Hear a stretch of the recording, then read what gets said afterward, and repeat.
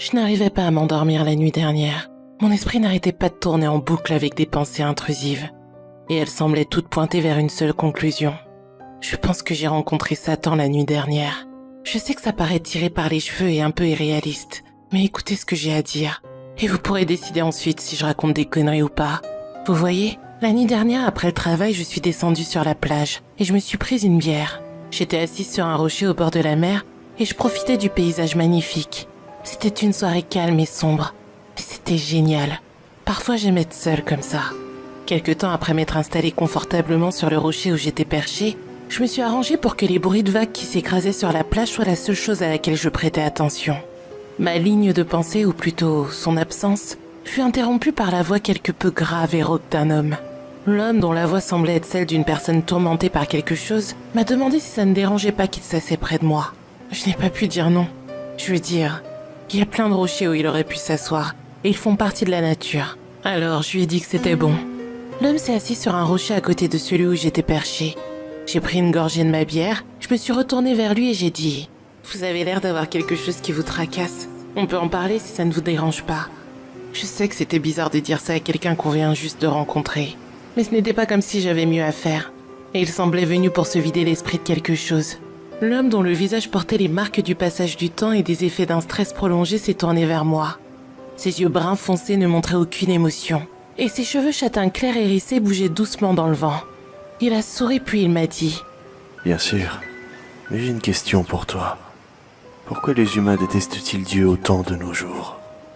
J'étais prise au dépourvu par la question de l'homme. Jusqu'à ce moment-là, je n'avais jamais rencontré de philosophe dans ma vie. Donc je ne savais pas si c'en était un ou si c'était juste un homme qui projetait ses problèmes sur le divin. J'étais visiblement confuse par la question, mais je ne voulais pas rendre la situation plus gênante qu'elle ne l'était déjà. Alors j'ai essayé de rassembler une réponse raisonnable, juste pour satisfaire cet homme étrange. J'ai fini par dire « Ah oui, difficile la question. Eh bien, en tant que non-croyante, je suppose que c'est parce que Dieu est toujours présenté comme, vous savez, le bienfaiteur ultime, alors qu'il y a tant de mal évident dans ce monde. » L'homme a passé sa main sur son menton et il a ri un peu avant de dire « Quelle façon anthropocentrique de penser. Je suppose que tu as raison. Cependant, dommage que ce ne soit pas la bonne façon d'aborder le sujet en question. » Je me suis sentie confuse à nouveau et en réponse j'ai demandé « Vous voulez dire quoi par ce n'est pas la bonne façon? L'existence de Dieu n'est même pas prouvée. Ça veut dire qu'on peut en parler comme on veut tant que rien n'est factuel. » Un large sourire s'est étendu sur le visage de l'homme tandis qu'il formulait sa réponse à mes mots. Dieu et tous les autres dieux sont réels. Ils ne sont cependant pas exactement comme les religions le dépeignent. Tu sais ce qu'est le déisme, n'est-ce pas?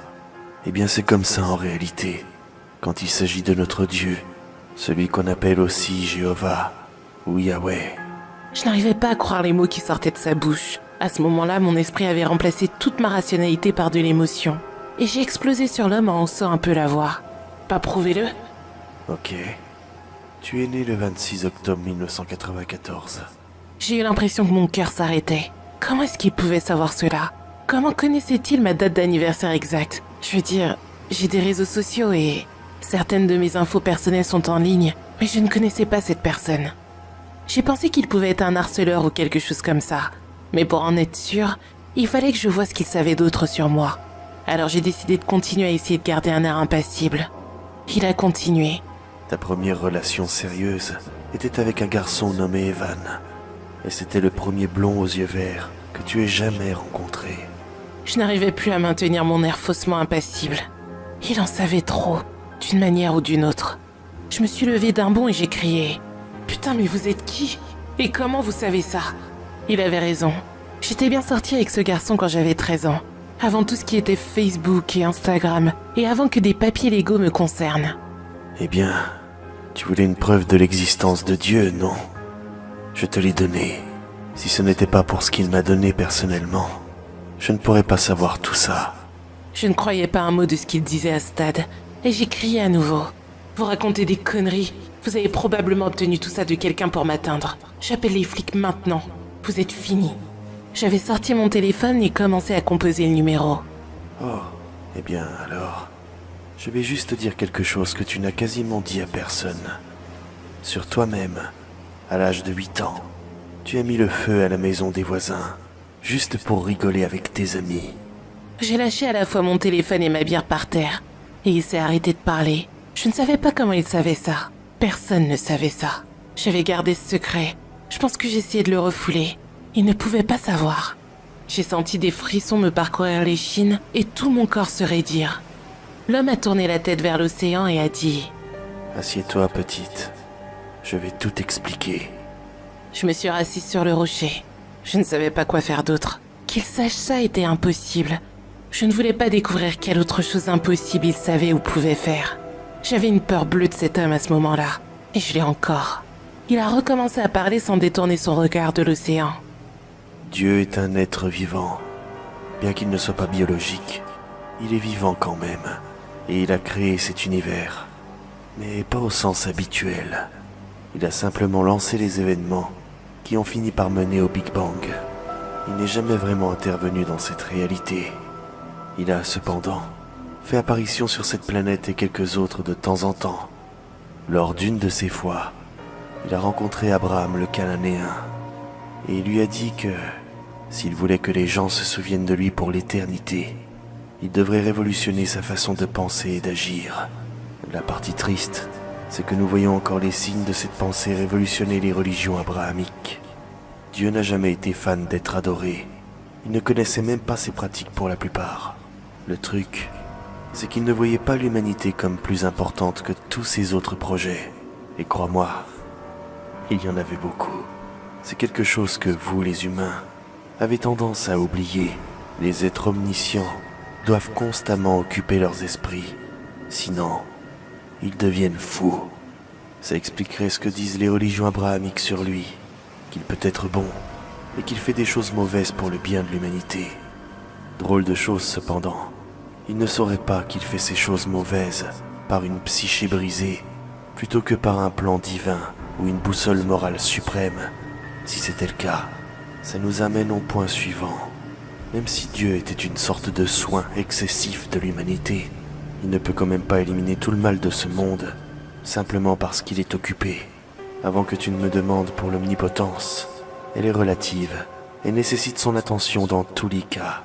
Tu imagines si Superman ne pouvait pas éteindre sa super-ouïe? Il deviendrait fou à force d'entendre tous ces appels à l'aide.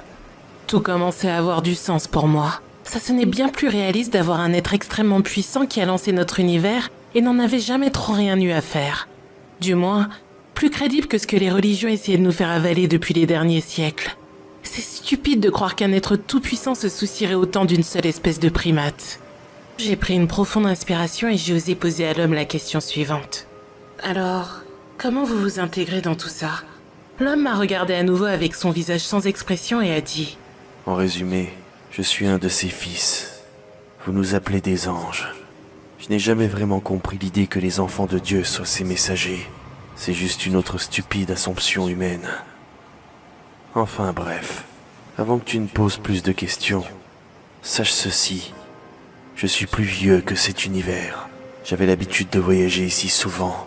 Et c'est moi qui ai découvert l'évolution de l'Homo sapiens, votre espèce. Quand je vous ai découvert pour la première fois, j'étais intrigué par votre intelligence. Enfin une espèce terrestre qui peut communiquer avec moi.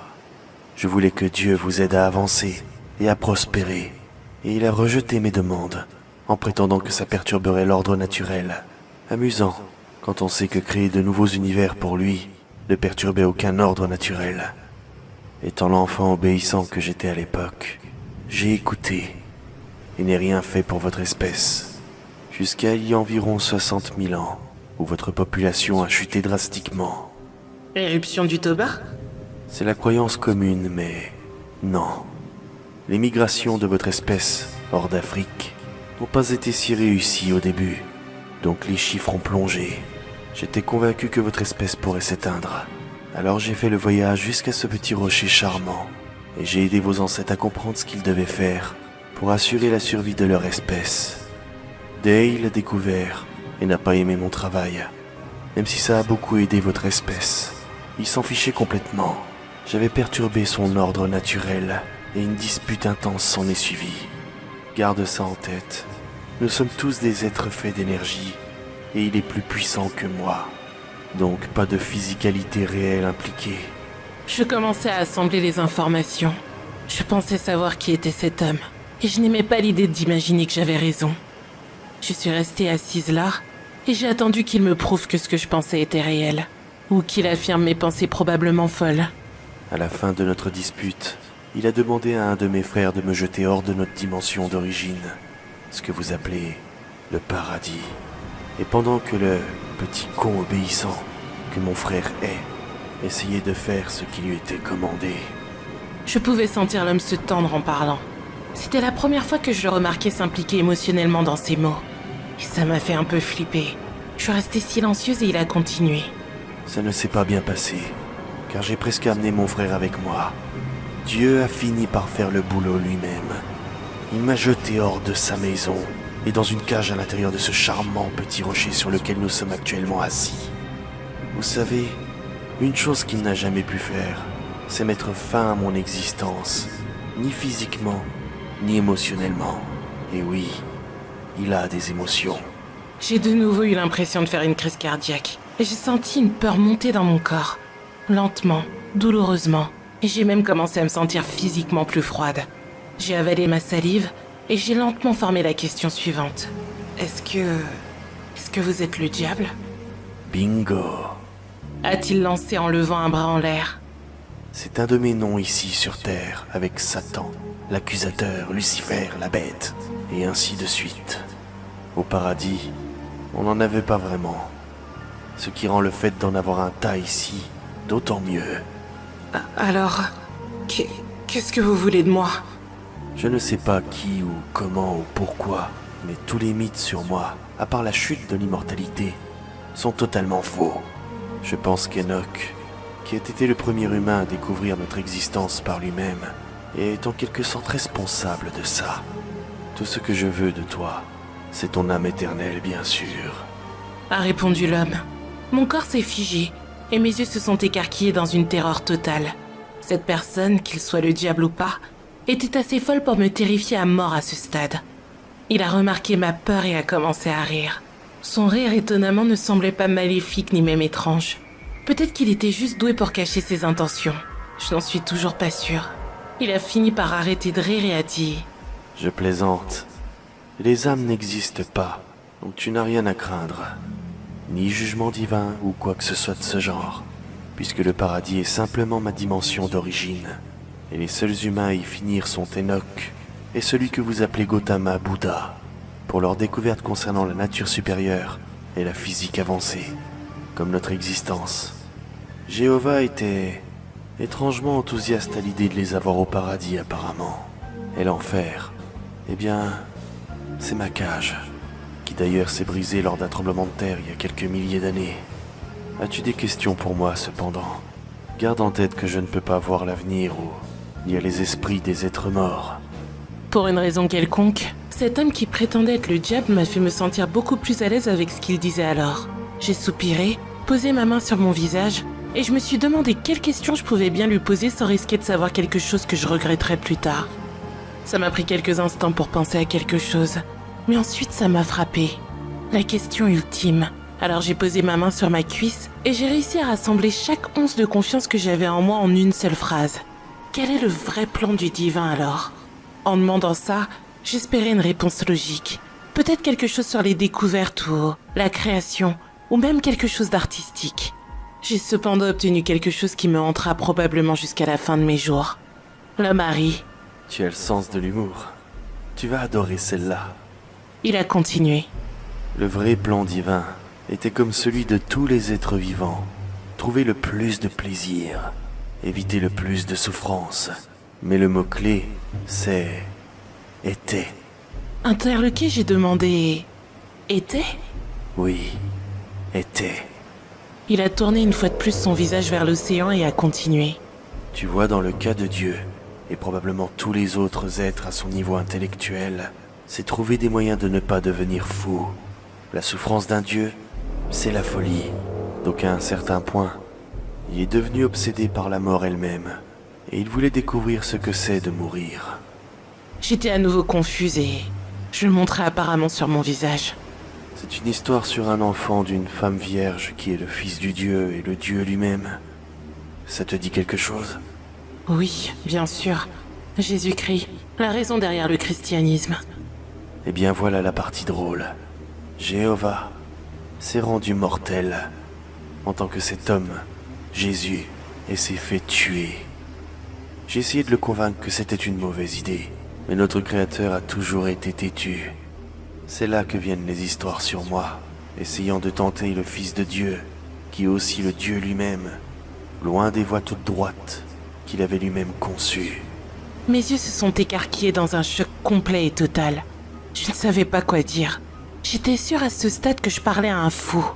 Pourquoi est-ce que Dieu essaierait-il de faire ça? C'était juste trop illogique pour être vrai.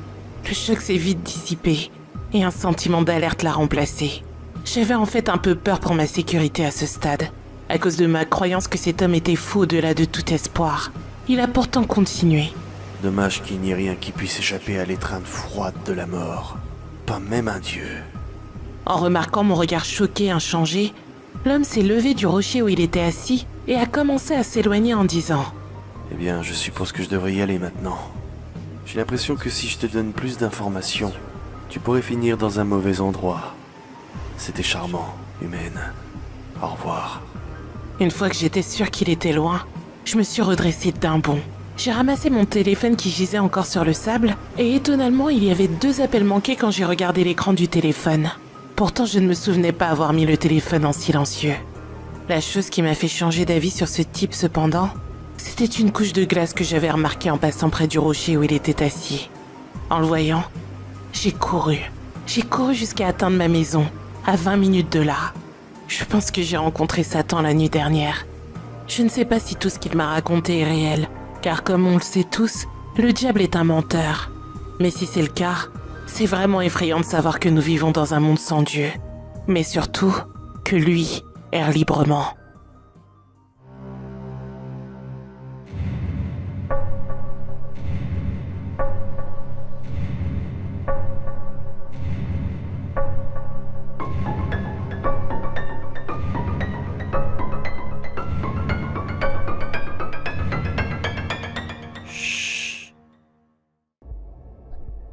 You guys told me, build a base, build a base. When I finally find a place that I want to build a base, you guys are like, no!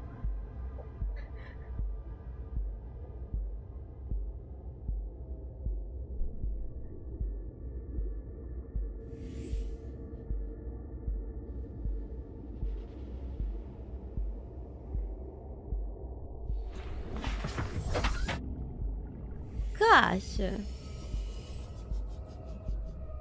We have,